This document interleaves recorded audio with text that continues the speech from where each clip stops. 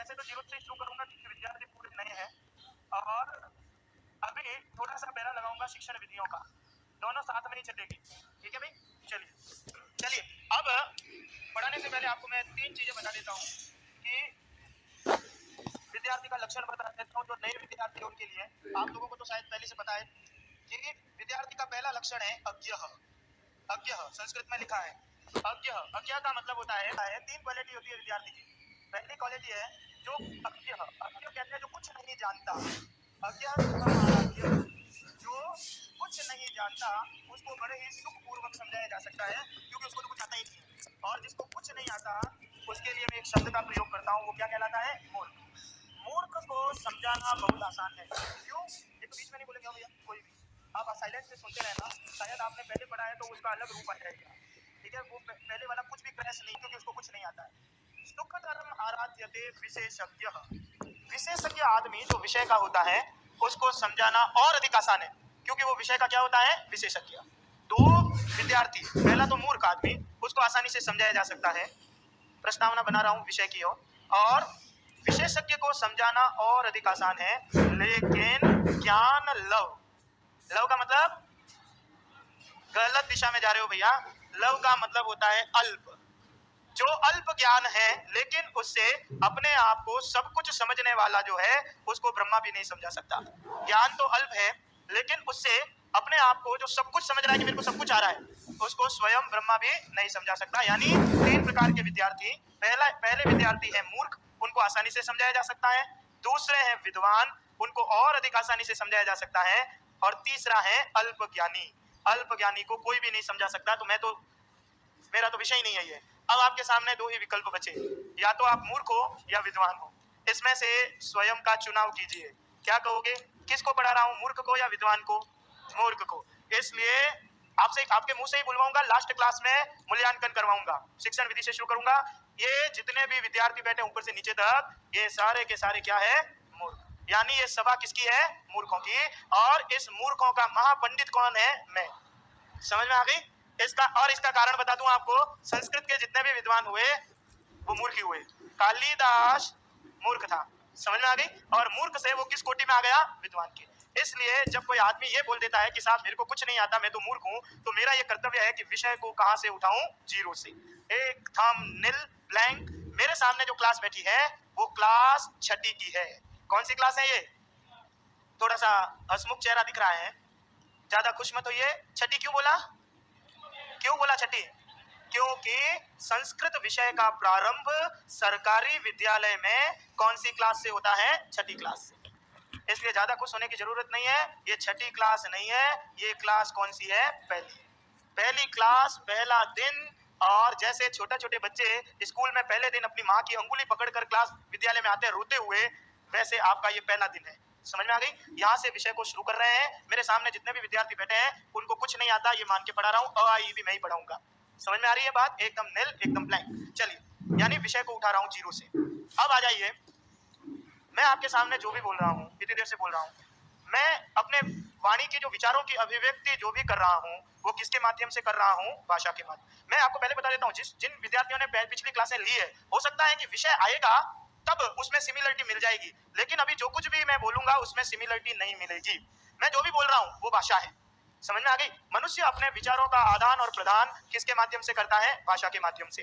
ठीक है, भाषा के द्वारा ही मैं मेरी बात को आप तक पहुंचा रहा हूं और आपके बात को भी मैं क्या करूंगा? ग्रहण करूंगा। मैं पिछले 27 साल से संस्कृत पढ़ा रहा हूं। समझ में आ गई? इन 27 सालों में मैं एक ऐसे विद्यार्थी को ढूंढने का प्रयास कर रहा हूं। हर बैच में लाखों विद्यार्थी पढ़ा लिए हैं, समझ में आ गई, पर एक भी विद्यार्थी मेरे को नहीं मिला है।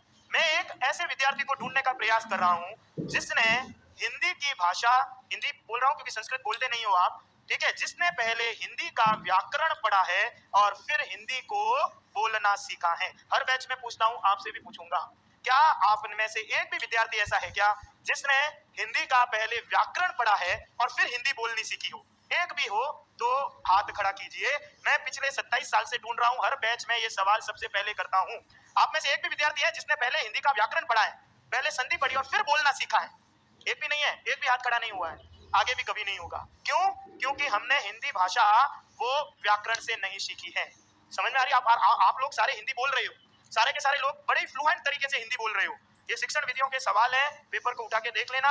शिक्षण विधि हिंदी, संस्कृत, ऐसे सबकी एक ही चलती है, समझ में आ रही है? यानी भाषा जो होती है वो कभी भी व्याकरण से नहीं सीखी जाती। समझ में आ गई? ये पहली कंडीशन। कुछ चीज को सीधे दिमाग में फिट करते हुए चलाऊंगा। भाषा व्याकरण से कभी नहीं सीखी जाएगी। तो भाषा प्रक्रिया कैसी हो गई? इसका मतलब ये हुआ कि भाषा जो प्रक्रिया है वो स्वाभाविक प्रक्रिया है।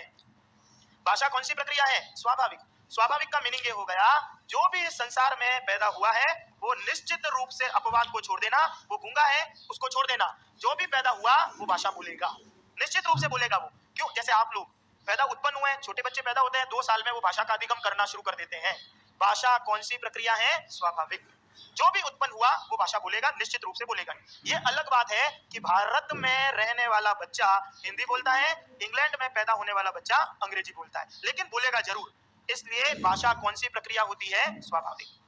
लेकिन प्रक्रिया भले ही स्वाभाविक हो जाए, लेकिन भाषा संपत्ति कैसी होती है? अर्जित।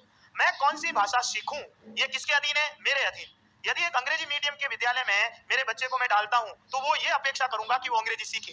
हिंदी मीडियम में इसलिए डालते हैं क्योंकि हम ये चाहते हैं कि वो हिंदी सीखे। आप इस क्लास में इसलिए आए क्योंकि आपको संस्कृत सीखनी है। यानी भाषा प्रक्रिया स्वाभाविक हो गई, संपत्ति कैसी हो गई? अर्जित। और ये भाषा अर्जित संपत्ति हमेशा किसके अधीन होती है? वक्ता के। वक्ता जो चाहेगा वो भाषा बोलेगा। बात समझ में आ रही है? अब स्वाभाविक प्रक्रिया, अर्जित संपत्ति, लेकिन भाषा सीखी कैसे जाती है? भाषा हमेशा ही सीखी जाती है अनुकरण से। ठीक है, भाषा कभी भी व्याकरण से नहीं सीखी जाती है। भाषा कैसे सीखी जाएगी? अनुकरण से। यानी जैसे जैसे विद्यार्थी का संपर्क क्षेत्र बढ़ता है वैसे वैसे वो स्वतः ही भाषा का क्या कर लेता है? अधिगम। पहली क्लास में जब एक विद्यार्थी जो 6 साल का होकर, क्योंकि आरटीई का नियम है 6 से 14 वर्ष, यदि वो पहली क्लास में सरकारी विद्यालय में या प्राइवेट विद्यालय में जब वो 6 साल की उम्र में वो जाता है तो बोलते बोलते जाता है। जब भी उसको प्यास लगती है तो वो कहता है कि सर पानी पीने जाऊं, सर मैं बाथरूम करने जाऊं, बोलता है वो। इसका मतलब भाषा का ज्ञान उसको पहले से है। तो भाषा कहां से सीख के आया वो? भाषा कहां से सीखी उसने? अनुकरण से। शिक्षक की इतनी हिम्मत नहीं हो सकती कि वो बच्चे को भाषा बोलना सिखा दे। समझ में आ रही है? तो भाषा सीखी कैसे जाएगी? अनुकरण से। जैसे जैसे आप बच्चे के साथ बोलोगे वो इन शब्दों का अधिगम कर लेगा और स्वतः अपने व्यवहार में लाना क्या करेगा? प्रारंभ कर लेगा। समझ में आ रही है? एक दिन मेरा बच्चा, उदाहरण मेरे बच्चे के ही दूंगा, सारे दूसरों के नहीं दूंगा, ठीक है? एक दिन रात को 2:30 बजे मेरा बच्चा उठ के बोलता है कि पापा मे आई गो टू टॉयलेट। क्या बोलता है वो? 2:30 बजे मे आई गो टू टॉयलेट। मैं चूंकि पढ़ाता हूँ, लगातार विद्यार्थियों के संपर्क में रहता हूँ, इसलिए बच्चे के हर मनोविज्ञान से मैं भली भांति वाकिफ हूँ। मैंने रात को 2:30 बजे उसको बोला यस गो।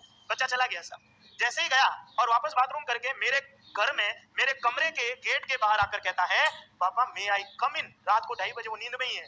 मैंने बोला यस कम इन। आया, सो गया। सुबह उठा तो मैंने उसको पूछा कि यार तू रात को 2:30 बजे उठ के, तेरे को पता है तूने क्या किया? बच्चा बोलता है मेरे को पता ही नहीं कि मैंने उठा कि नहीं उठा, क्या किया मेरे को नहीं पता क्योंकि वो नींद में था। तो फिर मैंने कहा कि बेटा तूने मेरे को कहा मे आई गो टू टॉयलेट, ठीक है, मेरे को ये बता कि मे में टेंस कौन सा है? बच्चा बड़ा विचित्रतापूर्ण जवाब देता है कि ये टेंस होता क्या है मेरे को नहीं पता। मैंने पूछा तेरे को टेंस नहीं पता तो तू ये कैसे बोल रहा है मे आई गो टू? तो बोला कि मेरे को क्या पता टेंस क्या है। मैंने कहा तू जब अंदर आया तो बोला मे आई कम इन, कम का मीनिंग बता। बच्चा उत्तर देता है नहीं आता, कम का मीनिंग मेरे को। तो मैंने कहा ये शब्द तू लाया कहां से?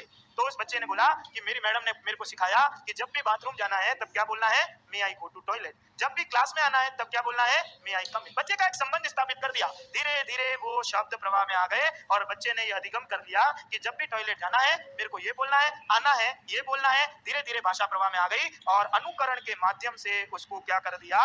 भाषा का ज्ञान हो गया। अंग्रेजी मीडियम के विद्यार्थी कक्षा 4 और 5 में बड़े फ्लुएंट तरीके से इंग्लिश बोलते हैं। हिंदी मीडियम के विद्यार्थी कक्षा 2-3 में आते ही वो बड़े फ्लुएंट तरीके से हिंदी बोलते हैं, लेकिन उनको व्याकरण का ज्ञान नहीं होता। इसका मतलब भाषा का ज्ञान उन्होंने कैसे कर लिया? अनुकरण से। मैं आप लोगों को जगा रहा हूं ये ध्यान में बच्चे के उदाहरण के माध्यम से। भाषा स्वाभाविक प्रक्रिया हो गई, अर्जित संपत्ति हो गई, सीख कैसे ली? अनुकरण से। अब आप लोग भी यहाँ पर ये खेला खेल के आए हो। इसका मतलब आपने भी भाषा कैसे सीख ली? अनुकरण से। लेकिन अब यहाँ पर व्याकरण क्या काम कर रहा है? समझ में आ रही है? आप यहाँ पर क्या पढ़ने के लिए आए हो? व्याकरण। चाहे हिंदी का पढ़ो, चाहे संस्कृत का पढ़ो, चाहे किसी भी विषय का पढ़ो, यहाँ तक की प्रक्रिया घर में करके आए हो, आप स्कूल में करके आए हो। यहाँ पर आकर आपको क्या पढ़ाया जाएगा? व्याकरण। तो व्याकरण काम क्या कर रहा है? व्याकरण कर रहा है जो भाषा हमने अनुकरण से सीखी। क्या और एक बात और बता देता हूँ, आपने जो भी अनुकरण से भाषा सीखी है वो कभी भी आप अशुद्ध नहीं बोलते। वो हमेशा बोलते कैसे हो? शुद्ध ही बोलते हो, क्योंकि अशुद्ध बोलोगे तो आपको टोक दिया जाएगा। इसलिए आप भाषा हमेशा कैसी बोलते हो? शुद्ध ही बोलते हो। तो जो भी आपने भाषा सीखी, क्या वह जो, लेकिन लिखते कैसे हो आप? अशुद्ध। बोलते बड़े शुद्ध हो लेकिन लिखते अशुद्ध हो। जैसे मैं कह रहा हूं मानसिक शांति, तो बच्चा मानसिक शांति ऐसे लिखता है। व्याकरण हमको ये बताता है कि ये शांति शब्द कैसा है? अशुद्ध। यहाँ पर दंत्य का प्रयोग नहीं होता, यहाँ पर किसका प्रयोग करते हो? तालव्य का। तो अब यहाँ पर आप करोगे क्या? व्याकरण के माध्यम से हम ये जानेंगे कि हम जो शब्द प्रयोग कर रहे हैं क्या वो शुद्ध रूप से लिख रहे हैं अथवा नहीं लिख रहे हैं। यानी व्याकरण क्या करता है? भाषा का परिष्करण करता है या शुद्धिकरण करता है। बात समझ में आ रही है? तीन चीज ऊपर से करके आए हो और जो भाषा सीखी वो व्याकरणिक दृष्टि से शुद्ध है या अशुद्ध है, ये कौन सिखा रहा है? व्याकरण। समझ में आ गई बात? अब मैं जो बोल रहा हूं, बोल रहे होंगे वक्ता तो क्या कहूंगा, जिनको मैं कहूंगा नट। नट कहते हैं अभिनेता को, और अभिनेता भी नहीं समझ में आता है तो इसके लिए एप्रोप्रिएट शब्द बोल देता हूं, जोकर। मेरे सामने मैं जैसे खड़ा हूं ना, वैसे कई ऐसे अभिनेता आए होंगे, किसी का उद्देश्य ये नहीं होता है पढ़ाना, मेरा भी नहीं है। पहला दिन है ना आपका भी, तो बोल देता हूं सारी चीजें ध्यान से सुनते रहना। मेरा उद्देश्य है ही नहीं पढ़ाना, अध्यापन मेरा उद्देश्य ही नहीं है। मेरा उद्देश्य एक ही है कि मैं 1.5-2 घंटे तक खड़ा रह के बोलूंगा, तो इस क्लास में एक भी विद्यार्थी, जितने भी है, बहुत छोटी सी क्लास होगी तुम्हारी, पहले ये मंच पीछे था, ठीक है, और लंबी लंबी लाइनें थी, आज कभी छोटी हो गई थोड़ी, पर जितने भी विद्यार्थी क्लास में बैठे हैं उसमें से एक भी विद्यार्थी अपनी जगह से हिले नहीं। मैं ये चाहता हूं, पढ़ाना नहीं चाहता। समझ में आ गई? और इसके लिए मैं करूंगा क्या? ऐसे उदाहरणों का, ऐसे प्रत्युदाहरणों का, आपकी रुचि के अनुसार विषय का मैं चयन करूंगा और आपके सामने परोस दूंगा। और उद्देश्य एक ही रहेगा, 2 घंटे मेरे को क्या करना है? Time pass. आपका उद्देश्य हो सकता है पढ़ना, मेरा उद्देश्य यही है 2 घंटे तक कोई भी हिले नहीं। समझ में आ गई बात? लेकिन इसके लिए शिक्षक करता क्या है? एक अभिनेता की भूमिका निभाता है। सवाल आ रखा है, पेपर उठा के तो देखो कभी, अभिनेता की भूमिका कैसे निभाएगा? कि वो बच्चों की रुचि के अनुसार, उसकी आदतों के अनुसार विषय का क्या करेगा? प्रस्तुतिकरण करेगा। अब आप सुनिए, एक शिक्षक जब पहली क्लास में विद्यार्थियों के मध्य जाता है तो उसका एक उद्देश्य होता है कि, अब आपके लिए बोलूंगा, मैं जो कुछ भी बोल रहा हूं, यदि आप बहरे नहीं हो तो, बहरे हो तब भी क्लास में बैठे हो तो कान में कुछ लगा के बैठे होंगे, मैं जो बोल रहा हूं वो आराम से सुन पा रहे हो? सबको सुनाई दे रहा है? ऊपर से सुनाई दे रहा है आपको? हाँ, वो कह रहे हैं हाँ। यानी मेरे विद्यार्थियों का श्रवण कौशल बड़ा ही उत्तम है, क्योंकि मैं जो बोल रहा हूं वो आप आराम से सुन रहे हो, ठीक है, और सुनना जानते भी हो, तभी चुपचाप बैठे हो। श्रवण के बाद में दूसरा कौशल आता है वाचन अथवा भाषण। अभी मेरे से पहले टीचर पढ़ा के गए होंगे तो उन्होंने कुछ लिखाया होगा, क्या आप उस लिखी गई चीज को बाच सकते हो? बाचने का मतलब अर्थ ग्रहण नहीं करना, सिर्फ पढ़ सकते हो उसको, लिखी गई चीज को। पहली से 12वीं तक पढ़ के आए हो, बीए तक पढ़ के आए हो, तो आराम से वाचन भी मजबूत होना चाहिए। यानी श्रवण भी मजबूत मेरे विद्यार्थियों का और वाचन भी मजबूत है, क्योंकि लिखी गई चीज को, समाचार पत्र आराम से पढ़ सकते हो। इसके बाद में तीसरा कौशल होता है पठन कौशल। पता है ना सबको? पठन कौशल का मतलब हो गया, आपने जो भी लिखा है, वो लिखी गई जो चीज है, क्या उसको पढ़ते हुए अर्थ समझ सकते हो? यदि आपको एक हिंदी की किताब दे दी तो पढ़ते हुए अर्थ को समझ सकते हो आप लोग? यानी हमारे विद्यार्थी कह रहे हैं साहब पठन भी आता है, श्रवण भी आता है, वाचन भी आता है, पठन भी आता है, और भाषाई शिक्षण का चतुर्थ कौशल होता है लेखन। अभी मैं थोड़ी देर बाद में, 2 मिनट के बाद में बोलूंगा और आपको कहूंगा लिखो। आप लिख सकते हो सारे, बिना देखे लिख सकते हो एक दूसरे के। चलिए, यानी विद्यार्थी कह रहे हैं चौथा कौशल में भी हम निपुण हैं। यानी हमारे विदुषी और विद्वान, देखिए ध्यान से सुनते रहना हो, बिना फालतू की एक भी बात, इतना टाइम ही नहीं है मेरे पास कि मैं बिना फालतू की बात करूं क्लास में।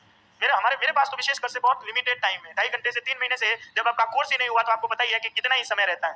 तो आपको पहले से स्पष्ट कर दूं कि मेरे विद्यार्थी ये कह रहे हैं कि मैं चारों ही भाषाई कौशलों में निपुण हूं, क्योंकि मुझे सुनना भी आता है, मुझे पढ़ना भी आता है, पढ़ने के बाद में अर्थ ग्रहण करना भी आता है और लिखना भी आता है। और आपको एक बात बता दूं, मेरे अतिरिक्त कोई भी शिक्षक आएगा उसका एकमात्र उद्देश्य यही रहेगा, छात्रों को चारों ही भाषाई कौशलों में प्रवीण बनाना।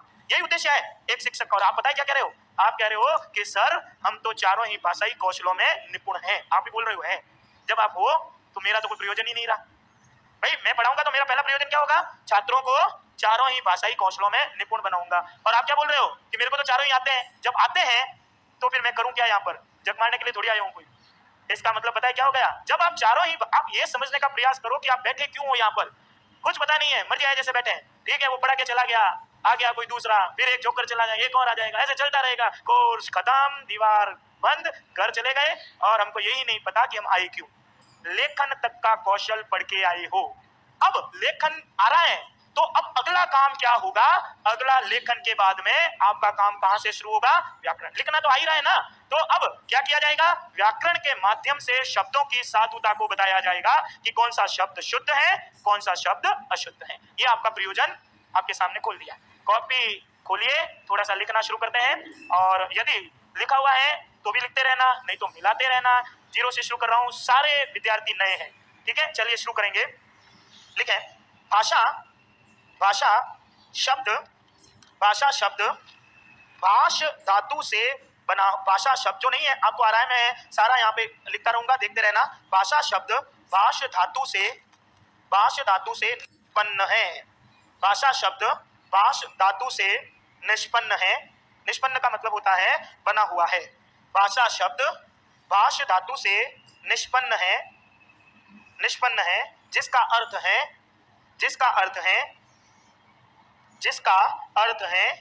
जिसे बोला जाए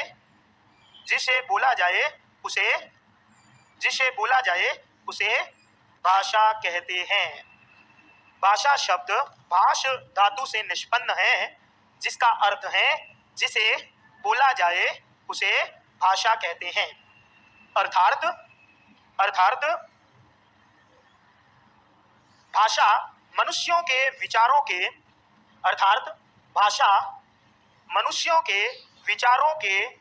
आदान और प्रदान का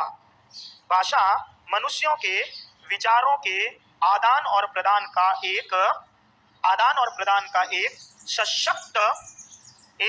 सशक्त माध्यम होती है।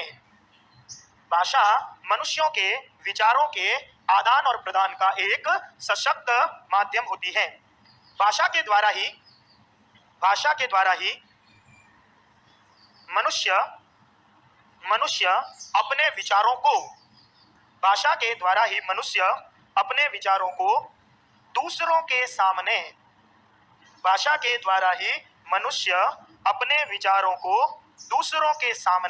प्रकट करता है और दूसरों के विचारों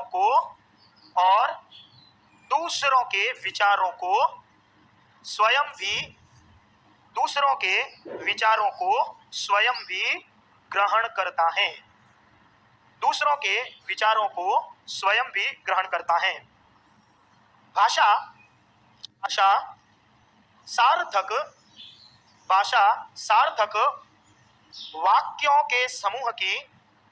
भाषा सार्थक वाक्यों के समूह की स्थिति का नाम है। भाषा सार्थक वाक्यों के समूह की स्थिति का नाम है। भाषा में क्या होते हैं? वाक्य होते हैं, और वो वाक्य हमेशा कैसे होते हैं? सार्थक।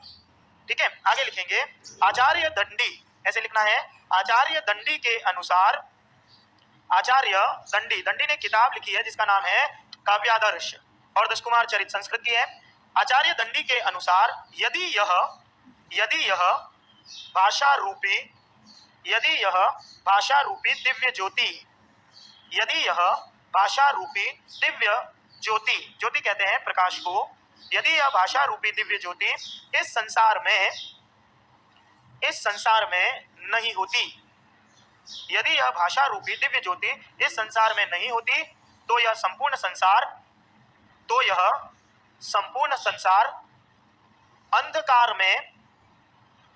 में विलीन हो जाता। तो यह संपूर्ण संसार अंधकार में विलीन हो जाता। कल्पना कीजिए, यदि ये भाषा होती ही नहीं, आपके पास बोलने के लिए शब्द ही नहीं है, तो क्या संसार का प्रवाह चल पाता? ये नहीं चलता। तो ये संपूर्ण संसार जो होगा वो किसके ऊपर चल रहा है? भाषा के ऊपर। और भाषा से क्या हो रहा है? विचारों का आदान और प्रदान। पैराग्राफ चेंज कर दीजिएगा। देखिए, शिक्षण विधि साथ में ही चलेगी। पहले बोल रहा हूँ, व्याकरण पढ़ाऊंगा अलग से, लेकिन जितनी भी विधियां हैं वो सारी प्रैक्टिकल करके ही बताऊंगा यहाँ। ठीक है, और शिक्षण विधि एप्रोप्रिएट तरीके से वही पढ़ा पाता है जो स्वयं किसी विद्यालय में पढ़ाता हो। ये नोट कर लेना आप, क्योंकि इसके बगैर उसको प्रैक्टिकली रूप से बताना संभव नहीं है। सारी विधियों को साथ में पेपर उठाना कभी। और आपको एक चीज और बता देता हूँ कि आपके संस्कृत के 18 सवाल ही आएंगे, हिंदी के 18 सवाल ही आएंगे, एसएस के जितने भी है मेरे को नहीं पता, उसका जो मान लीजिए 70% ही आएगा। बाकी जितना भी भाग आएगा वो किसके आएंगे? शिक्षण विधियों के। आप इसको नोट कर लेना जो बोल रहा हूं मैं। इसलिए एक पेपर में शिक्षण विधियों के कम से कम 35 से 40 सवाल आते हैं। कितने आते हैं? यानी ये पक्ष कमजोर रह गए, और सब में एक ही चलेगा। आपको बोल देता हूं जो लिखा रहा हूं वो ठीक है, थोड़ी विधियां परिवर्तित हो जाएगी, इसके अलावा कुछ भी परिवर्तन नहीं होगा। कंसेप्ट को क्लियर करना है, थोड़ा पढ़ो, अच्छा पढ़ो, लेकिन गंभीरता से पढ़ो, स्पष्टता से। समझ में आ रही है? अब आप सुनिए मैं क्या बोल रहा हूं। 35 से 40 सवाल ऐसे आएंगे जो कॉपी में से एक भी नहीं आएगा, सारा का सारा दिमाग से चलेगा। इसलिए जो लिख रहे हो वो बिल्कुल ध्यान से लिखते रहना और शब्दों के ऊपर ध्यान देते रहना। पैराग्राफ चेंज कर दीजिए और लिखिए, भाषा मनुष्य की एक स्वाभाविक प्रक्रिया है। अब इसका मतलब ज्ञान होता है ना, तभी आएगा। ये क्यों नहीं चल पा रहा है? हाँ, अब आप सुनिए, ज्ञान का प्रकाशन तभी हो पाता है जब आपके हृदय में क्या हो? अंधेरा। मैंने नहीं चाहा, लेकिन भगवान ने पहले ही अंधेरा कर दिया, यानी आपके हृदय में अंधेरा है। अब इसमें अपन क्या कर देंगे? अब ज्ञान की ज्योति। इसलिए बड़े शालीनता से पढ़ते रहना। लिखो, भाषा मनुष्य की एक स्वाभाविक प्रक्रिया है एवं एवं एवं यह एक अर्जित संपत्ति होती है। भाषा मनुष्य की एक स्वाभाविक प्रक्रिया है और यह एक अर्जित संपत्ति होती है। शब्द लिख रहे हो, अर्थ आना चाहिए। स्वाभाविक का मतलब जो उत्पन्न हुआ वो भाषा बोलेगा, लेकिन अर्जित का मतलब कौन सी बोलेगा? वो तो उसके अधीन होगी। यह एक अर्जित संपत्ति होती है जो आगे लिखो, जो वक्ता के अधीन होती है, जो वक्ता के अधीन होती है। एवं भाषा एक व्यवहारिक प्रक्रिया है। भाषा एक व्यवहारिक प्रक्रिया है। भाषा एक व्यवहारिक प्रक्रिया है जो अनुकरण के माध्यम से सीखी जाती है। भाषा एक व्यवहारिक प्रक्रिया है जो अनुकरण के माध्यम से सीखी जाती है। इसलिए सीधा सा प्रश्न सुन लीजिए, यदि संस्कृत के शिक्षक को संस्कृत भाषा का अधिगम कराना है तो वो कौन सा कार्य करेगा? वो करेगा ज्यादा से ज्यादा संस्कृत को बोलेगा, जिसके माध्यम से क्या हो जाएगा? अनुकरण से छात्रों को क्या हो जाएगा? भाषा का ज्ञान हो जाएगा। ठीक है, तो भाषा हमेशा किससे सीखी जाती है? अनुकरण से। आगे लिखें, तथा भाषा एक मौखिकी प्रक्रिया है। तथा भाषा एक मौखिकी प्रक्रिया है। मौखिकी प्रक्रिया का मीनिंग क्या हो गया कि भाषा मौखिक रूप से ही बोली जाती है, लेकिन जब वो लिखित में आ जाती है तब साहित्य बन जाती है। तो निश्चित रूप से भाषा का स्वरूप क्या रहेगा? मौखिक। और आगे लिखें, मौखिकी प्रक्रिया है एवं व्याकरण के माध्यम से भाषा के शुद्ध स्वरूप का ज्ञान होता है। एवं व्याकरण के माध्यम से भाषा के शुद्ध स्वरूप का ज्ञान होता है। व्याकरण के माध्यम से भाषा के शुद्ध स्वरूप का ज्ञान होता है। तथा व्याकरण एक ऐसे नियमों का संग्रह है। तथा व्याकरण एक ऐसे नियमों का संग्रह है। व्याकरण एक ऐसे नियमों का संग्रह है जिसके द्वारा भाषा का परिष्करण और शुद्धिकरण किया जाता है। जिसके द्वारा भाषा का परिष्करण और शुद्धिकरण किया जाता है। बात समझ में आ गई? क्या लिखा है आपने लिखा कि स्वाभाविक प्रक्रिया, अर्जित संपत्ति। ये सवाल 2 बार आ रखा है। भाषा व्यवहारिक तरीके से चलती है, क्योंकि जितना अधिक व्यवहार में लाओगे वो अनुकरण के माध्यम से सीख लोगे और उसका स्वरूप हमेशा कैसा रहेगा? मौखिक रहेगा। और व्याकरण के द्वारा भाषा का क्या करोगे? शुद्धिकरण। ठीक है, पैराग्राफ चेंज कीजिए, लिखे, भाषाई कौशल 4 है। शिक्षण विधि नहीं पढ़ा रहा हूं, आपको व्याकरण ही रहा हूं, लेकिन एक भूमिका, एक प्रस्तावना को बना रहा हूं। वो लिखे, भाषाई कौशल 4 है। नंबर 1 श्रवण, पहला कौशल है श्रवण ही लिखना है, सुनना नहीं लिखना। दूसरा है वाचन अथवा भाषण, दूसरा कौशल है वाचन अथवा भाषण। तीसरा कौशल है आपका पठन और चौथा है लेखन। भाषा के 4 कौशल हैं। नंबर 1 श्रवण, दूसरा वाचन, तीसरा पठन और चौथा लेखन। हिंदी और संस्कृत के पेपर को 2018 को उठाना, अभी पढ़ा के आया हूं जस्ट, और उसका प्रश्न था कि इसमें क्रम सेट करो। संस्कृत में था, क्रम है पहले सुना जाता है, फिर पढ़ा जाता है, फिर अर्थ का अधिगम किया जाता है और फिर लेखन किया जाता है। लिखें, भाषाई शिक्षक का प्रथम और अंतिम उद्देश्य यही है। भाषाई शिक्षक का प्रथम और अंतिम उद्देश्य यही होता है कि भाषाई शिक्षक का प्रथम और अंतिम उद्देश्य यही होता है कि छात्रों को चारों ही भाषाई कौशलों में निपुण बनाना। छात्रों को चारों ही भाषाई कौशलों में निपुण बनाना। एक शिक्षक का पहला और अंतिम उद्देश्य यही होगा कि वो क्या करेगा कि छात्रों को क्या करेगा, चारों ही भाषाई कौशलों में वो क्या कर देगा, निपुण बनाएगा। हमारा भी उद्देश्य यही रहेगा, लेकिन वो निपुणता किसके माध्यम से आएगी, व्याकरण के माध्यम से। और इसलिए हम व्याकरण को पढ़ेंगे, यही व्याकरण का प्रयोजन है। पैराग्राफ चेंज कर लें, लिखेंगे भाषा के विकास की एक लंबी परंपरा है। पैराग्राफ चेंज करें, लिखें भाषा के विकास की एक लंबी परंपरा रही है। भाषा के विकास की एक लंबी परंपरा रही है तथा प्रारंभ में भाषा का स्वरूप संकेतात्मक था। प्रारंभ में भाषा का स्वरूप संकेतात्मक था। अभी आपके एक बैच चल रहा है नया, वहां पे अग्रवाल टॉवर में, ये पढ़ा रहा था अभी थोड़े दिन पहले, तो मेरे मुंह से एक शब्द निकल गया, ये पढ़ा रहा था कि भाषा का पहला जो स्वरूप था ना वो संकेतात्मक था। पशु पक्षी है ना, वो आज भी कौन सी भाषा में बोलते हैं, संकेतात्मक, क्योंकि उनके पास वाचिक है ही नहीं, लिपि नहीं है, तो वो कौन सी भाषा में बोलते हैं। और आपको मैं बता देता हूं कि भगवान ने आपके ऊपर बहुत मेहरबानी की है, आपके ऊपर भी हमारे ऊपर भी, जो हम कपड़े पहन के आए हैं, यानी हम क्या हो गए, सभ्य हो गए। आज भी इस ब्रह्मांड के कई स्थानों पर, ब्रह्मांड छोड़ो भारत, और भारत छोड़ो राजस्थान, उसके कई स्थानों पर आज भी मनुष्य कैसा जीवन व्यतीत करता है, असभ्य। कई आदिवासी, और अफ्रीका के तो आप घने जंगलों में चले जाओ, आदिवासी इलाकों में आज भी वहां पर भाषा का कौन सा स्वरूप है, संकेतात्मक। वो संकेत से ही जीवन चलाते हैं आज भी, क्योंकि वहां पर लिपि पहुंची ही नहीं है। समझ में आ गई। तो पढ़ा रहा था, मेरे मुंह से निकल गया कि डूंगरपुर बांसवाड़ा के इलाके में चले जाओ। विद्यार्थियों ने सुन लिया, क्लास खत्म होने के बाद में 2 विद्यार्थी आए, मेरे को बोलने लगे कि सर आपने आज गलत शब्दों का प्रयोग कर दिया। मैंने कहा क्या बोल दिया यार, मैंने तो ऐसा बोला ही नहीं, और यदि बोल देता हूं तो ब्राह्मण समझ के क्षमा कर देना मैं, ठीक है। तो मैंने कहा आपने बोला कि आदिवासी इलाके, वहां पर ऐसे असभ्य प्राणी नहीं रहते। तो मेरे महानुभावों आपको बता देता हूं, कुछ चीजें आंख से दिखती है, कुछ चीजें आंख से नहीं दिखती। राजस्थान में भी ऐसे घने स्थान आज भी है जहां पर भाषा का कौन सा स्वरूप है, संकेतात्मक। आगे आइए, धीरे धीरे लिखो आगे, धीरे धीरे लिपि के आविष्कार के साथ, धीरे धीरे लिपि के आविष्कार के साथ भाषा का वह स्वरूप, धीरे धीरे लिपि के आविष्कार के साथ भाषा का वह स्वरूप वाचिक अथवा मौखिक रूप में बदल गया।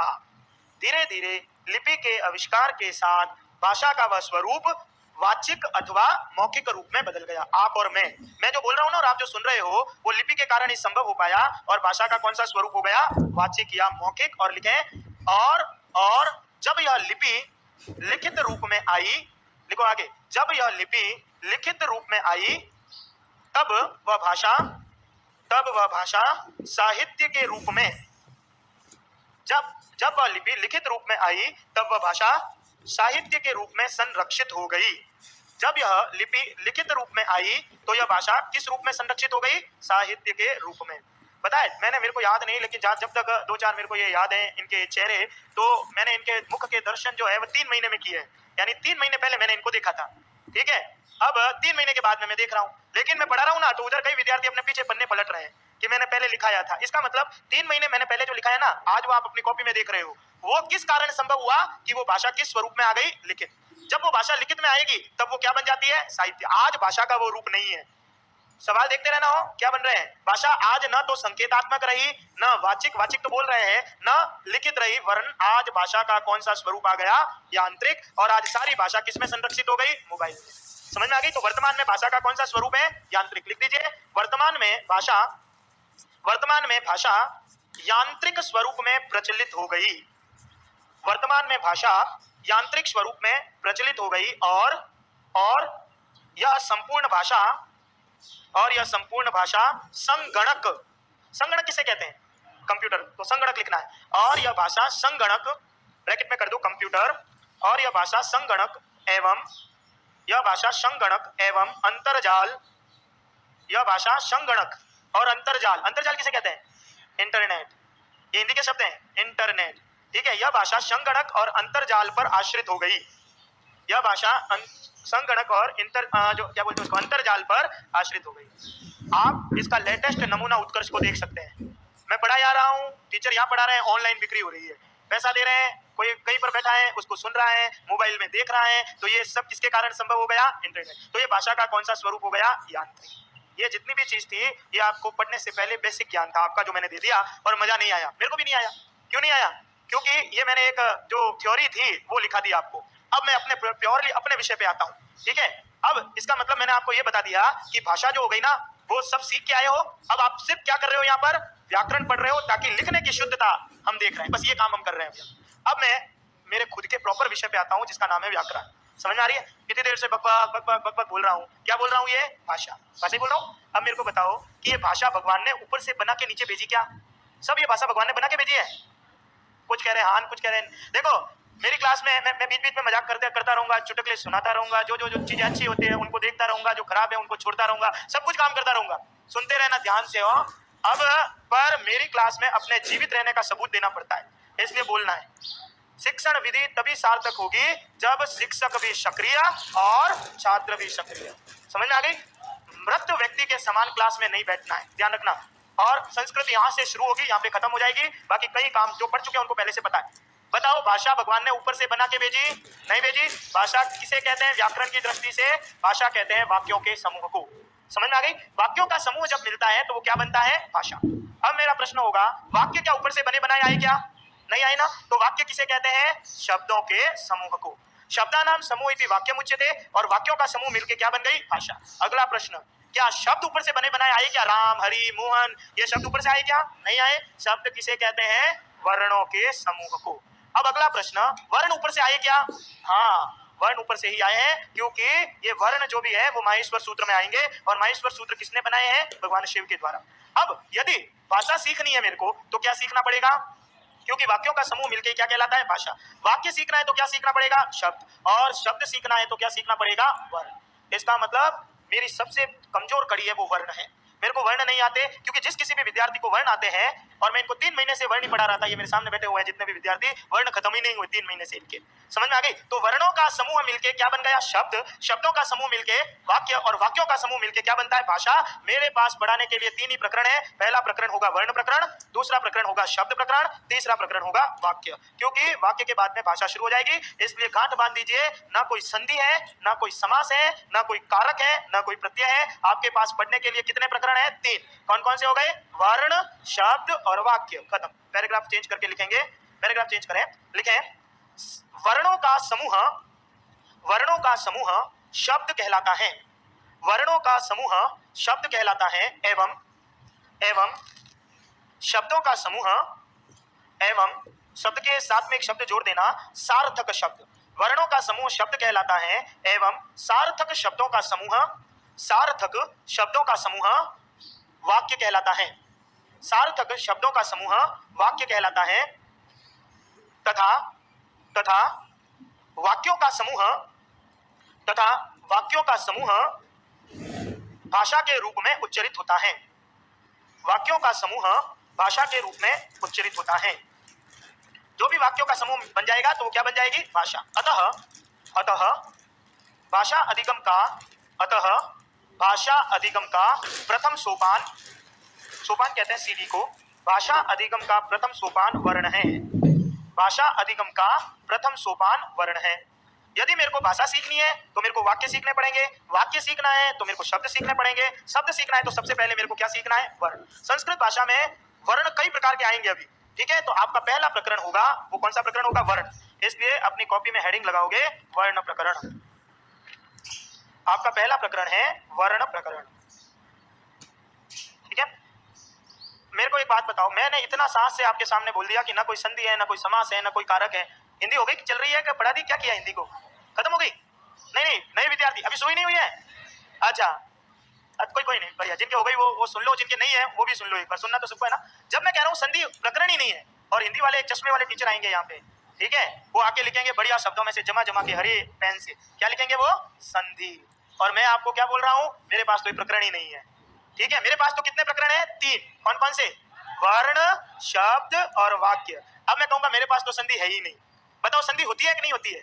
होती है ना। तो मैं झूठ बोल रहा हूँ और मैं गलत पढ़ा रहा हूँ, इसका मतलब तो यही हुआ ना। चलो ठीक है, कोई बात नहीं। संधि की परिभाषा बताओ। संधि किसे कहते हैं? वर्णों के मेल को। तो संधि प्रकरण कौन सा प्रकरण होगा? वर्ण। यदि इसका मतलब वहां पर सिर्फ वर्ण देखना है। यदि मैं कह रहा हूँ समास, समास किसे कहते हैं?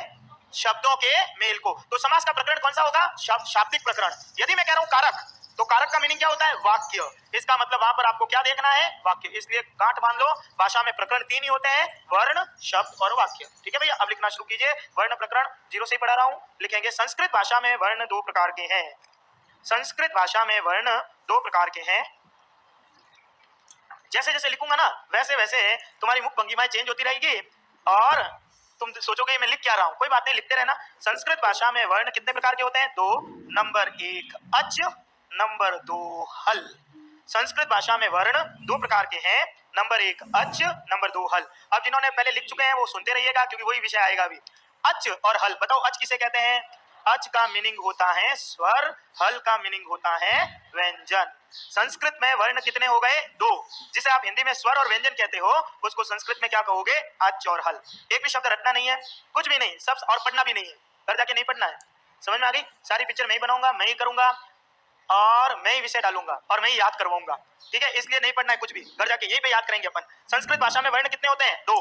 कौन कौन से हो गए? अच और हल। अब आपकी समस्या शुरू, अच किसे कहते हैं और हल। तो अभी आपके लिए एक शब्द लिख दिया, अच का अर्थ होता है स्वर, हल का अर्थ होता है व्यंजन। चलो वही स्टोरी सुनाता हूँ जो आप लोगों ने आगे से सुन रखी है, जिन्होंने नहीं सुनी वो सुन ले। अभी थोड़े दिन पहले मैं जयपुर की यात्रा कर रहा था, ठीक है, सुना हुआ है सारा, ठीक है, वही इसीलिए क्योंकि आप उसने सुना है इसलिए वही सुना रहा हूँ। जिन्होंने नहीं सुना ध्यान से सुनते रहना।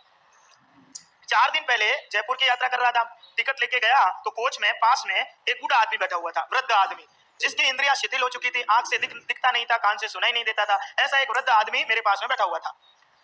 मैं जैसे ही जाके बैठा तो उसने मेरी तरफ देखा तो मेरे को पहले से पता पड़ गया कि इसका प्रयोजन क्या है। और उस बूढ़े आदमी का एक ही प्रयोजन था, वो ये था कि जोधपुर से जयपुर जाना। मेरे को पहले से उसका प्रयोजन था, पता था। थोड़ी देर गाड़ी चली, पौन घंटे, तो उसने मेरे से पूछना शुरू की, बात करनी शुरू की, बेटा क्या करते हो? पर मेरे को पहले से दिमाग में फिट था कि इसका उद्देश्य क्या है, जयपुर जाना। मैंने कहा कि सर मैं तो पढ़ाता हूँ, टीचर हूँ। अच्छा अच्छा, बहुत बढ़िया, बहुत अच्छा, टीचर हो? मैंने कहा हाँ सर, मेरा उद्देश्य फिक्स था, उसको जयपुर जाना है। थोड़ी देर बाद रानी गया और उसने मेरे से पूछा टीचर हो क्या? हाँ। क्या करते हो? मैंने कहा टीचर हूँ सर। अरे नहीं नहीं, पढ़ाते क्या हो? मैंने कहा संस्कृत। बोल के चुप हो गया। ठीक है, क्योंकि मेरे को तो उसका उद्देश्य पहले से पता था कि मेरे को टाइम पास बना रहा है, इसका उद्देश्य कहाँ है? जयपुर। ठीक है, फिर रानी गया थोड़ी देर बाद, फिर मेरे से पूछा संस्कृत के टीचर हो? मैंने कहा हाँ सर। बहुत अच्छा, संस्कृत भारत की देव भाषा है? मैंने कहा हाँ बिल्कुल है। अच्छा अच्छा ठीक है, तुम एक बात बताओ। मैंने कहा हाँ बोलो। संस्कृत में वर्ण कितने होते हैं? अब आप ही बताओ, आप निर्णय करो। क्या मैं पूरी ट्रेन में, मैंने गुनाह कर दिया संस्कृत का टीचर बनके? क्या मैं पूरी ट्रेन में सबको उत्तर देता फिरूं कि संस्कृत में वर्ण कितने होते हैं? चलो फिर भी मैंने थोड़ा संयम रख के बोल दिया कि सर संस्कृत में वर्ण दो प्रकार के हैं। उसको तो टाइम पास करना था अपना। फिर पूछा कौन से होते हैं? मेरा यही काम बचा कि बोलूं आई, क्यों बोलूं मैंने। उसने पूछा कितने वर्ण? मैंने कहा दो। ये कौन कौन से? मैंने कहा अच्छ। उसको कुछ समझ में ही नहीं आया। अरे नहीं नहीं, मैं पूछ रहा हूँ वर्ण। मैंने कहा वर्ण ही बोल रहा हूँ। अच्छ। मेरा काम खत्म, उसकी टेंशन शुरू, खत्म। मैं मेरा चुप हो गया। अब आधे घंटे तक बात ही नहीं करी। अच्छा, थोड़ी देर बाद बोला अच्छा ठीक है, अच का मतलब वर्ण होते होंगे, तो दूसरा कौन सा है? मैंने कहा हल। उसको समझ में ही नहीं आया। अच और हल क्या? मैंने कहा वर्ण। जयपुर तक उसने मेरे से बात नहीं की। समझ में आ गई? और मैं भी टाइम पास नहीं बनना चाह रहा था। कम बोलो, अच्छा बोलो, उतना ही बोलो जितना चाहिए। संस्कृत में वर्ण कितने होते हैं? दो। संक्षिप्तीकरण, इसको कहते हैं संक्षिप्तीकरण। और कौन कौन से वर्ण हो गए? अच और हल। अच किसे कहते हैं? स्वरों को। हल किसे कहते हैं? व्यंजन को। आ जाइए अब एक एक को लिखिए। नंबर 1 अच, और अच का मीनिंग क्या हो गया? स्वर। अभी मैं ना आपके दिमाग की सारी सीक्वेंसें चेंज कर दूंगा, हो ध्यान रखना, इसीलिए जीरो से उठा रहा हूं विषय को। स्वर की परिभाषा बताइए क्या होती है, आती है किसी को? अच्छा, ये क स्वर है कि व्यंजन? व्यंजन है। ये क्या है? क। ये व्यंजन है कि ये व्यंजन है? ये वाला है कि ये वाला है? आधा वाला। तो फिर ये स्वर है क्या? ये व्यंजन मिश्रित वर्ण है। स्वर, स्वर मिश्रित व्यंजन है। प्योरली व्यंजन कैसा है ये? चलो अब बताओ, अ और क, इन दोनों में स्वर कौन से हैं? अ। ठीक है, अ और क में अंतर बताओ। अब ये मत बोलना ये स्वर है ये व्यंजन, ये तो मेरे को पता है, सूरदास थोड़ी हूं कोई। चलो बताओ, अंतर तो बताओ यार। आप यदि, एक बात बोल रहा हूँ, मैं बड़ी गूढ़ता से पढ़ा रहा हूँ, आप मजाक में ले रहे हो तो वो आपकी चॉइस है। अ और क में अंतर है कुछ, एक स्वर है और दूसरा व्यंजन है, तो फिर इन दोनों में उच्चारण की दृष्टि से अंतर क्या हो गया? वेरी गुड, स्वर क्या हो गए? उच्चारण की दृष्टि से स्वतंत्र होते हैं। इसलिए इसकी डेफिनेशन लिखेंगे, स्वयं राजन्ते इति स्वराः। ये डेफिनेशन संस्कृत लिख रहा हूं, अभी 5 दिन तक हिंदी पढ़ाऊंगा। पहले बोल रहा हूं, लाइनें संस्कृत की कोड कर रहा हूं, और जिस शिक्षण सूत्र का प्रयोग कर रहा हूं पढ़ाते समय, वो है ज्ञात से अज्ञात, सरलता से कठिनता, विश्लेषण से संश्लेषण। पहले ही बोल दिया है, इसलिए 5 दिन तक हिंदी चलेगी, संस्कृत नहीं आएगी, लाइनें जरूर संस्कृत की हो जाएगी। लिखो, स्वयं राजन्ते स्वराः, अर्थात जिन वर्णों के उच्चारण में, अर्थात जिन वर्णों के उच्चारण में स्वरों के सहयोग की, जिन वर्णों के उच्चारण में स्वरों के सहयोग की अपेक्षा, स्वरों के सहयोग की अपेक्षा नहीं होती, स्वरों के सहयोग की अपेक्षा नहीं होती, उन्हें अच अर्थात स्वर कहते हैं। जिन वर्णों के उच्चारण में किसी अन्य वर्णों के सहयोग की अपेक्षा नहीं होती है, आप उन्हें क्या कहते हैं? स्वर। यानी जब अ बोलूंगा तो अ की ध्वनि आएगी। लेकिन संस्कृत भाषा में स्वरों की संख्या 13 है। लेकिन संस्कृत भाषा में स्वरों की संख्या 13 है। संस्कृत में स्वर वर्णों की संख्या कितनी होती है? 13। हिंदी में कितनी होती है? 11। संस्कृत में 2 अतिरिक्त वर्ण हो जाएंगे और 13 स्वर लिखेंगे। अ, आ, ई, उ, ऊ। अब आप देखिए ये अतिरिक्त वर्ण आ रहे हैं। री, ये री और एक री दीर्घ होगा जिसको बड़ा री कहेंगे, डबल काट के कर दो, और री।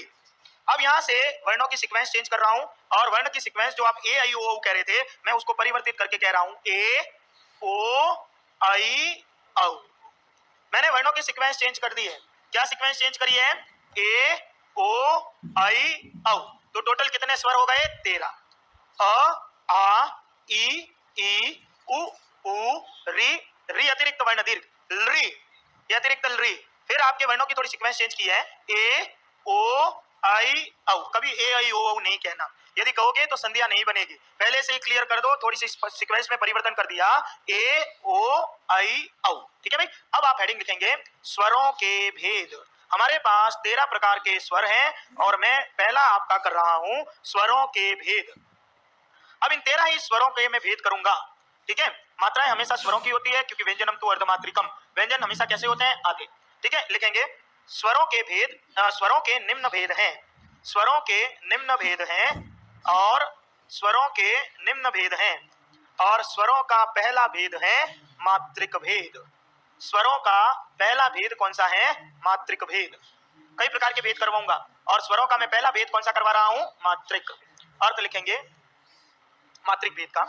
मात्रिक दृष्टि से, दृष्टि ऐसे लिखते हैं, मात्रिक दृष्टि से। लिख दिया दृष्टि सबने?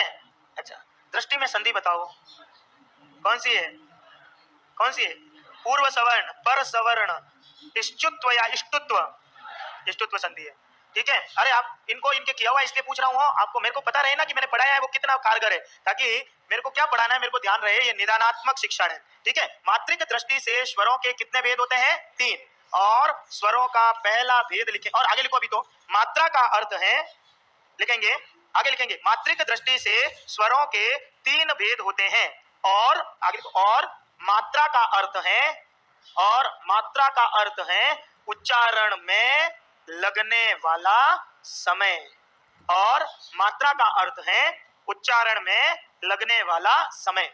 किसी भी वर्ण को बोलने में जितना समय लगेगा वो उसकी क्या कहलाएगी? मात्रा। और मात्राएं हमेशा किसकी होती है? स्वरों की। फिट कर लो, क्योंकि व्यंजन कैसे होते हैं? व्यंजनम तु अर्धमात्रिकम। व्यंजन हमेशा कैसे होते हैं? आधे। ठीक है। तो मात्रिक दृष्टि से स्वरों के कितने भेद हो गए? 3। अब आपका डिवाइडेशन होता रहेगा। अब मैं कह रहा हूं मात्रिक दृष्टि से स्वरों का पहला भेद है ह्रस्व।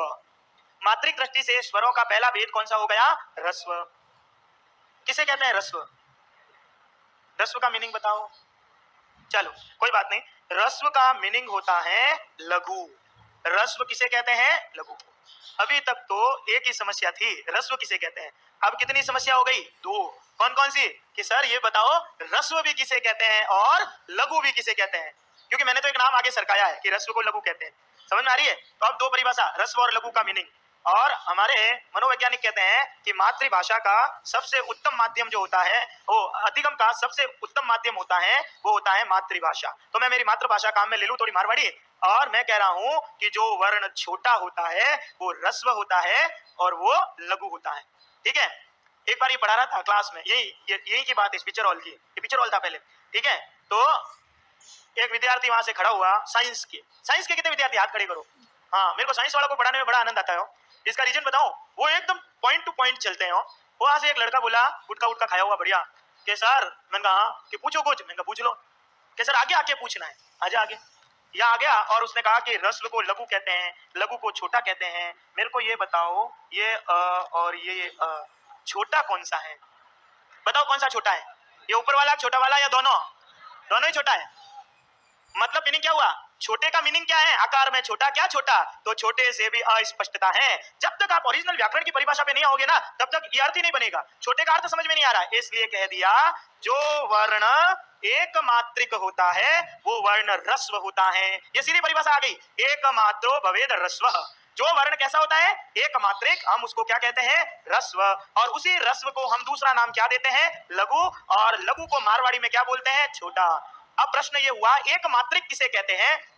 तो जिस वर्ण के उच्चारण में 1 सेकंड का समय लगता है वो वर्ण ह्रस्व होता है, वो वर्ण लघु होता है, वो वर्ण एक मात्रिक होता है। जिसको बोलने में कितने सेकंड का समय लगेगा? 1 सेकंड। और जब आप इसकी कितनी मात्राएं गिनी जाएगी? 1। और जब आप छंद में जाओगे तो जब छंद प्रकरण में जो भी छोटे वर्ण होते हैं उस पे ऐसे चिन्ह लगाना होता है और उसकी कितनी मात्रा गिनी जाती है? 1। और ऐसे वर्णों की संख्या कितनी है? 5। ह्रस्व कितने होते हैं? 5। कौन कौन से हो गए? अ, ई, उ, री, ली। अब आपको पता है क्या किया? हमने संज्ञा कर दी।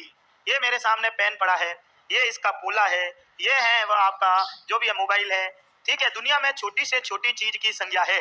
बिना संज्ञा के कोई भी चीज अस्तित्व को धारण नहीं करती। तब आप ये मान के चलिएगा कि व्याकरण में भी वर्णों की क्या होती है? संज्ञाएं। अब मैं आपके सामने कभी अ, ई, उ नहीं कहूंगा, मैं कहूंगा ह्रस्व। ह्रस्व कहते ही कितने वर्ण निकल के बाहर आ जाएंगे? 5। कौन कौन से आ गए? अ, ई, उ, री, ली। समझ में आ गई बात? मैंने कहा लघु कितने आ गए? 5। एक मात्रिक 5। आपका सवाल है, आया हुआ सवाल है, रिट का ही है और प्रश्न था एक मात्रिकस्य स्यात्। एक मात्रिक वर्ण को क्या कहा जाता है? तो एक मात्रिक को आप क्या कहते हो? ह्रस्व। और उसके उच्चारण में कितने सेकंड का समय लगता है? 5। 1 सेकंड का। अब आइए दूसरा, ह्रस्व के बाद में वर्णों का क्रम सेट कर रहे हो, ध्यान रखना आप, और साथ में संज्ञाएं कर रहे हो। आप मान के चलना संस्कृत के 50 वर्ण, हिंदी के कितने वर्ण होते हैं? कितने पढ़ा है हिंदी में? 44। और यदि अंग्रेजी के 26, कुल मिला के इसको काउंट कर लोगे तो 120 वर्ण आप लोगों को आते हैं। अभी 120 वर्ण आप लोगों को आ रहे हैं अभी आज की डेट में अभी। लेकिन इन 120 वर्णों में मैं जैसे ही बोलूंगा ह्रस्व तो कितने वर्ण निकल के आ गए? 5। कौन कौन से आ गए? अ, ई, उ, री, ली। आपको पता है मैं आपके दिमाग में जो भी वर्ण है ना उनकी सीक्वेंस चेंज कर दूंगा अभी, ठीक है ना। अब मैं मात्रिक दृष्टि से दूसरा भेद ले रहा हूं, दीर्घ। स्वरों का दूसरा भेद कौन सा होता है? दीर्घ। दीर्घ वर्ण उसी को ही दूसरा, वहां लघु था तो यहां पर उसका नाम क्या हो जाएगा? गुरु। लेकिन अस्पष्टता है। मैंने कहा दीर्घ किसे कहते हैं? तो आपने कह दिया गुरु को। फिर मैंने पूछा गुरु किसे कहते हैं? तो आपने वहां छोटा था तो यहां पर आपने लिख दिया बड़ा। लेकिन स्पष्टता नहीं हुई। जब तक व्याकरण की परिभाषा नहीं आएगी तब तक स्पष्टता नहीं रहेगी। जो वर्ण द्विमात्रिक होता है हम उसको क्या कहते हैं? दीर्घ। एक मात्रो भवेद ह्रस्वः द्विमात्रम दीर्घम उच्यते। जो भी द्विमात्रिक वर्ण होता है हम उसको क्या कहते हैं? दीर्घ। और द्विमात्रिक का मीनिंग क्या होता है? जिस वर्ण के उच्चारण में कितने सेकंड का समय लगता है? 2 सेकंड का। और जब छंद प्रकरण में जाओगे तो उसके लिए एस का चिन्ह आएगा और उसकी कितनी मात्राएं गिनी जाएगी? 2। और ऐसे वर्णों की संख्या कितनी है? 8। कौन कौन से हो गए? आ, ई, उ, री, ये बड़ी री। अब ए, आई, ओ नहीं कहना, ए, ओ, आई, औ। दीर्घ वर्ण कितने हो गए? 8। आ, ई, उ, री, ए, ओ, आई, औ। इसमें भी जब आप पढ़ोगे तब पहली बात तो इनको संस्कृत में तो आएंगे ही नहीं है, ठीक है। अभी हिंदी चल रही है, अभी प्रोसेस हिंदी का है आपके। अब इनको हम दीर्घ क्यों कहते हैं? क्योंकि आ जो वर्ण होता है वो अ प्लस अ से मिलकर बना है। दीर्घ ई जो होता है वो ई प्लस ई से मिलकर बना है। उ जो होता है वो उ प्लस उ से मिलकर बना है। और री जो है वो री प्लस री से मिलकर बना है। यानी ये चारों ही वर्ण दीर्घ हैं और इनका एक नाम है, वो वर्ण है सजातीय मिश्रित दीर्घ। सजातीय मिश्रित दीर्घ नामकरण कर रहे हो, ध्यान में रखना, ठीक है। ये वर्ण कौन से हो गए? सजातीय दीर्घ है, ये समान जाति वाले अ प्लस अ। तो इस अ को बोलने में 1 सेकंड, इस अ को बोलने में 1 सेकंड, तो ऑटोमेटिक रूप से आ कितने सेकंड में बोला जा रहा है? 2। ये आपको नहीं पता पड़ रहा है, जो व्याकरण वाला आदमी है उसको आपका मुंह खुलते ही पता पड़ जाएगा क्या शुद्ध है और क्या अशुद्ध है। तो इसके लिए नाम क्या होता है? ये सजातीय दीर्घ है। सजातीय का मीनिंग क्या होता है? दोनों मिश्रित है। और मैं एक नया नाम इसका दे रहा हूं और ये है शुद्ध दीर्घ। ये नाम मेरा, मैंने क्या नाम दे दिया? ये शुद्ध दीर्घ। अब आप देखिए आपका क्रम क्या रहा? ह्रस्व। ह्रस्व कितने हो गए? 5। कौन कौन से हो गए? अ, ई, उ, री, ली। मैंने कहा दीर्घ और शुद्ध दीर्घ कितने हो गए? आ, ई, उ और री। इसके बाद में मैं आगे नामकरण कर रहा हूं ए और ओ का, संज्ञा दे रहा हूं। और ए और ओ वर्ण, उसके लिए मैं नाम दे रहा हूं, ए और ओ वर्ण है वो क्या कहलाते हैं? गुण। ए और ओ को आप क्या कहोगे? गुण। अब इनको ए ओ को गुण इसलिए कहते हैं क्योंकि अ प्लस ई मिलके ए बनता क्यों, अभी आगे आएगा, वो ऐसे रटना नहीं है विषय को। और ओ बनता है वो अ प्लस ऊ से मिलकर बनता है। तो ए और ओ मैंने इसका क्या नाम दे दिया, गुण। भविष्य में जहां कहीं भी ए ओ लिखा हुआ आएगा वो ए ओ नहीं कहलाएगा, वो क्या कहलाएगा, गुण। इसलिए जब भी मैं कहता हूं गुण संधि, तो गुण कहते ही कितने वर्णों का बोध हो जाएगा, दो। कौन कौन से हो गए, ए और ओ। इसके बाद जो वर्ण बच गए वृद्धि। वृद्धि में कौन से वर्ण है, आई और औ। वृद्धि कौन सी हो गई, आई और औ। नामकरण हो रहा है, ध्यान रखना। मैं कह रहा हूं रस्व। रस्व कहते ही कितने वर्ण आ गए, पांच। कौन कौन से आ गए, अ ई उ रील री। दीर्घ, शुद्ध दीर्घ, चार। कौन से हो गए, आ ई उ री। गुण ए ओ, वृद्धि आई औ। संज्ञाएं कर दी। संस्कृत जो भाषा है विश्व में करीब 2796 भाषाएं आज तक खोजी जा चुकी है, और उसमें 3 भाषाएं सबसे प्राचीन भाषा है, जिसमें सबसे प्राचीन भाषा है लेटिन, ग्रीक और तीसरी भाषा होगी संस्कृत। 2796 भाषाओं में से 1000 से ज्यादा भाषा किस पर आश्रित है, संस्कृत पर। इसलिए यदि आपने संस्कृत भाषा का ज्ञान प्राप्त कर लिया तो मान के चलना कि लगभग 1000 भाषा उसका ज्ञान आप आसानी से कर सकते हो। और आपने वर्ल्ड के दुनिया के किसी कोने में चले जाओ, यदि वहां पर आ लिखा हुआ मिलेगा तो उसका एक ही नाम होगा, वो दीर्घ है, खत्म। यदि ए लिखा हुआ मिलेगा तो उसका एक ही नाम है, वो गुण है। यदि आई लिखा हुआ मिलेगा तो उसका एक ही नाम है, वो गुण है, वृद्धि है। अब मेरे को बताना हो, ए ओ आई और औ, इसमें बड़ा कौन सा है, छोटा कौन सा है। अब जिनको आता है वो चुप रहेंगे, जो पहली क्लास में है वो उत्तर देंगे, जो पहली क्लास संस्कृत पढ़ रहा है वो उत्तर देंगे। ए ओ आई औ, इसमें बड़ा कौन सा है, छोटा कौन सा है। ए बड़ा है और आई छोटा है। अच्छा ऑप्शन दे रहा हूं, चलो। ए बड़ा और ए छोटा और आई बड़ा, या सब बड़े हैं, बताओ। अरे कुछ तो बोलो है। अरे भैया चारों ही वर्ण कैसे है, दीर्घ है, छोटा कुछ है ही नहीं। ये आपकी समस्या मेरे को मिटानी पड़ेगी। ए भी दीर्घ, आपने लिखा है ना अभी, दीर्घ वर्ण, दीर्घ। ए भी दीर्घ है, ओ भी दीर्घ है, आई भी दीर्घ है और औ भी दीर्घ है। जब चारों ही दीर्घ है तो अंतर क्या है, बताओ। अंतर क्या है, अंतर यही है, ए ओ तो गुण है और आई औ वृद्धि है, ये अंतर है। बाकी चारों ही वर्ण कैसे होते हैं, दीर्घ। अब ये लीजिए, आपके सामने एक शब्द लिखा, विद्यालय। एकदम मध्य देखते रहना, विद्यालय। ध्वनि किसकी आ रही है, आ कौन सा वर्ण है, इसलिए संधि कौन सी होगी, दीर्घ, बस खत्म। यदि कह दिया भक्तामरः, बीच में किसकी ध्वनि आ रही है, आ कौन सा वर्ण है, इसलिए संधि दीर्घ है, दूसरी किसी भी हालत में नहीं हो सकती है। यदि कह दिया उदाहरण के तौर पर पदांत, किसकी ध्वनि आ रही है, आ बराबर दीर्घ, संधि दीर्घ है क्योंकि नाम दीर्घ है इसका। यदि कह दिया श्रीशः, किसकी ध्वनि आ रही है, ई कौन सा वर्ण है, ये दीर्घी है। यदि कह दिया विष्णुदय, किसकी ध्वनि आ रही है, ऊ दीर्घी है।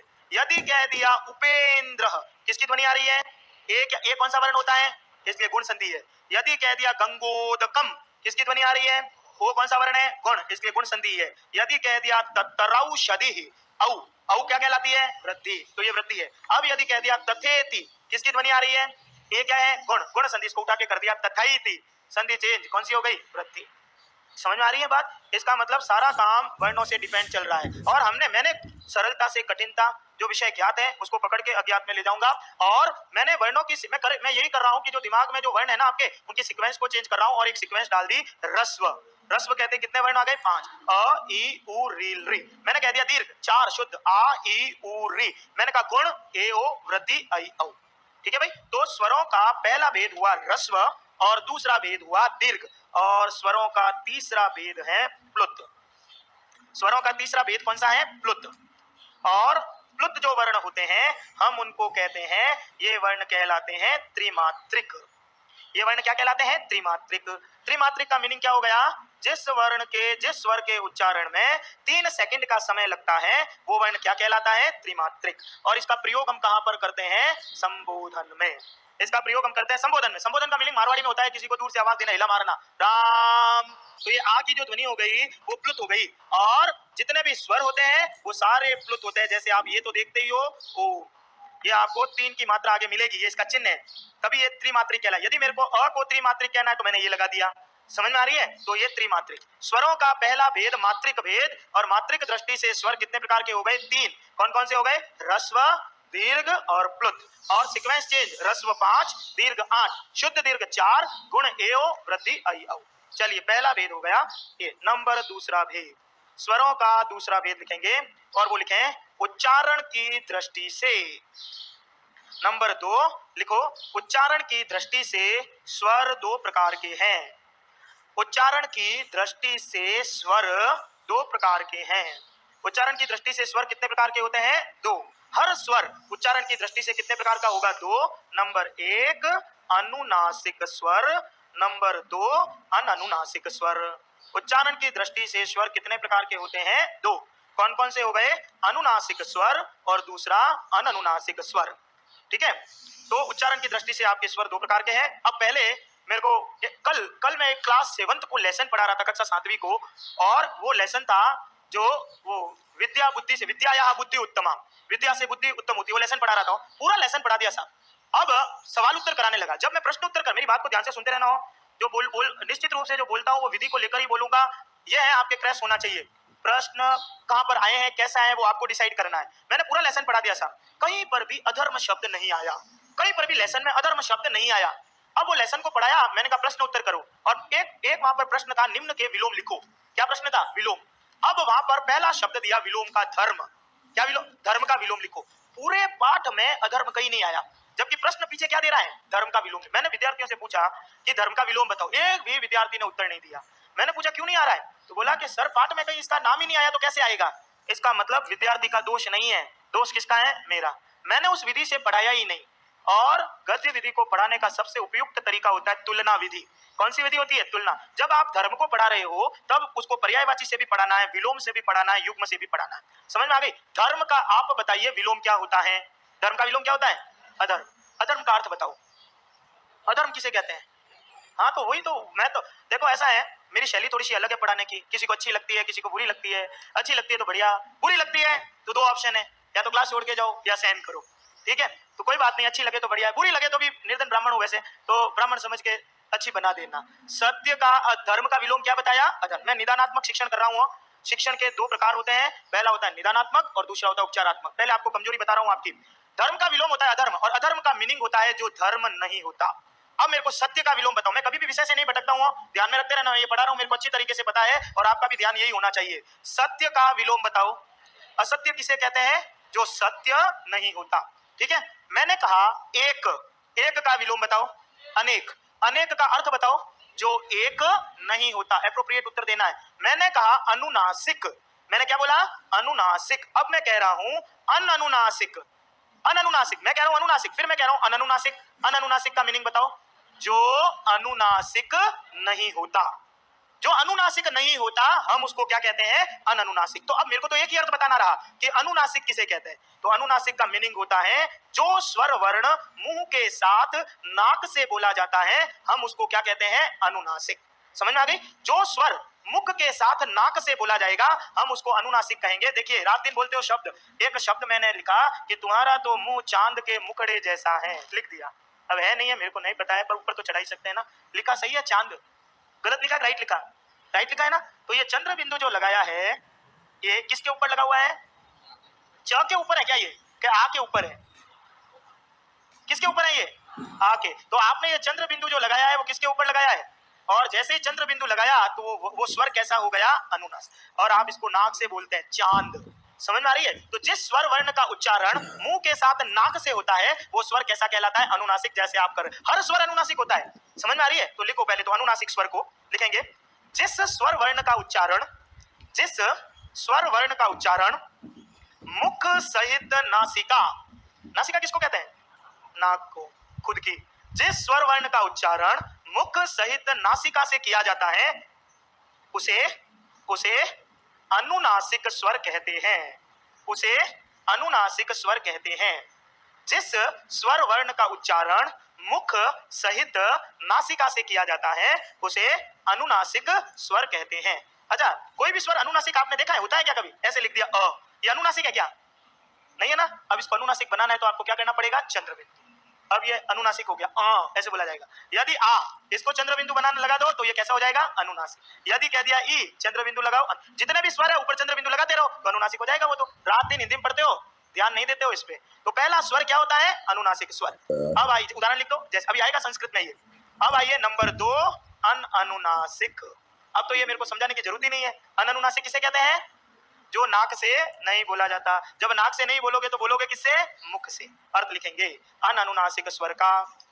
अनुनासिक स्वर का अर्थ लिखेंगे जिस स्वर वर्ण का उच्चारण, जिस स्वर वर्ण का उच्चारण मुख से किया जाता है, जिस स्वर वर्ण का उच्चारण मुख से किया जाता है उसे अनअनुनासिक स्वर कहते हैं, उसे अनअनुनासिक स्वर कहते हैं।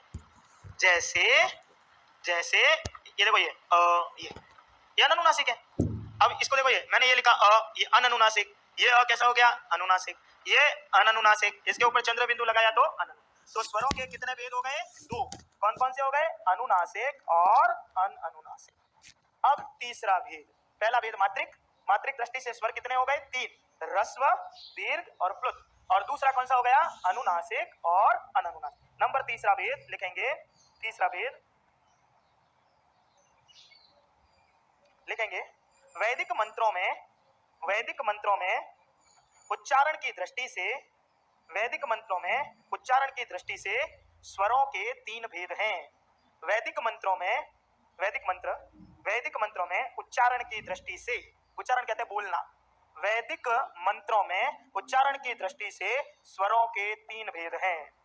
यानी जब आप वैदिक मंत्र कोई भी या श्लोक लोगे तो उसमें स्वरों के बोलने की दृष्टि से कितने भेद आएंगे? सब हिंदी का कार्यक्रम है, पढ़ रखा है, नई बात आएगी ही नहीं। और उसका पहला भेद होता है उदात्त, और दूसरा होता है अनुदात्त, और तीसरा होता है स्वरित। स्वरों के वेद में 3 भेद हैं। कौन कौन से भेद हो गए? उदात्त, अनुदात्त और स्वरित। बाह्य प्रयत्न पढ़े ना पहले, बाह्य प्रयत्न में आया होगा कहीं ये, ठीक है।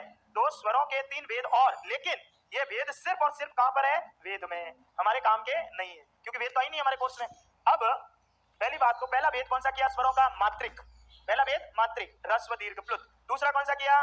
अनुनासिक और अननुनासिक। और तीसरा कौन सा किया? उदात्त, अनुदात्त और स्वरित। बाकी कल समय समाप्त।